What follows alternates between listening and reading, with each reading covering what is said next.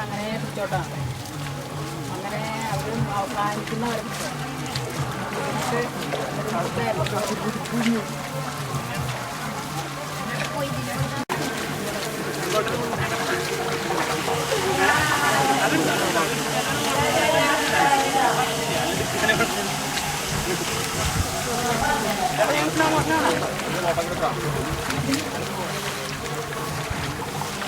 കാര്യം ഒന്നുകൂടി വന്നിട്ട് പിടിച്ചാൽ വല്ലാതെ തന്നെയില്ല കൂടെയൊക്കെയല്ലേ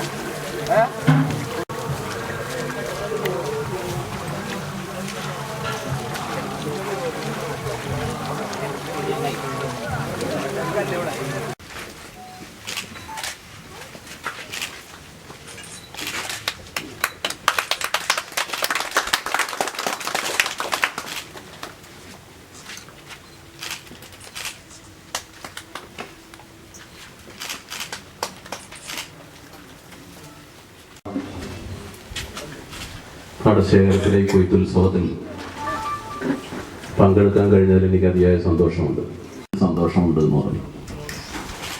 ഞാനൊരു കർഷക തൊഴിലാളി കുടുംബത്തിന് അംഗമാണ്. അപ്പോൾ ഈ ചളിയില്ലാതെ പോകണം എന്നുള്ളതുകൊണ്ടാണ്.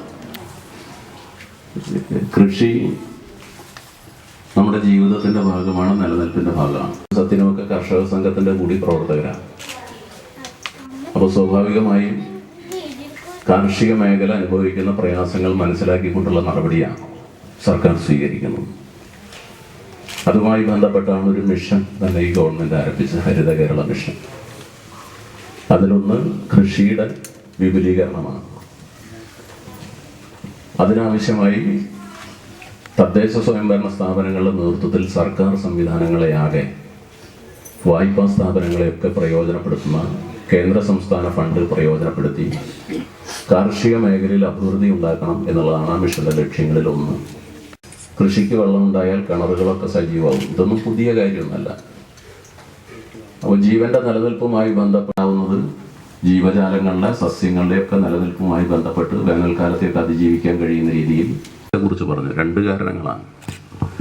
ഒന്ന്, ഉൽപാദന ചെലവ് കൂടി.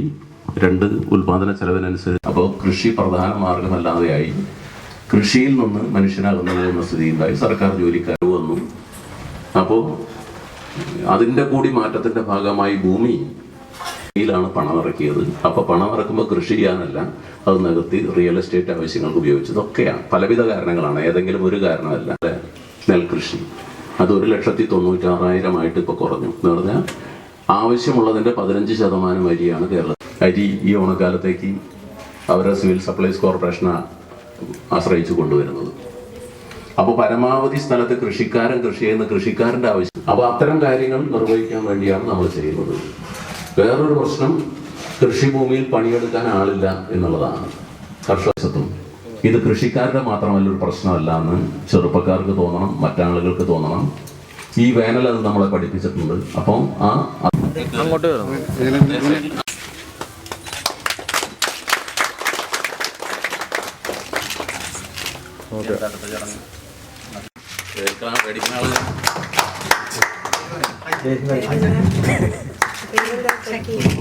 ചക്കി അത് ഏറ്റുവാങ്ങുന്നു.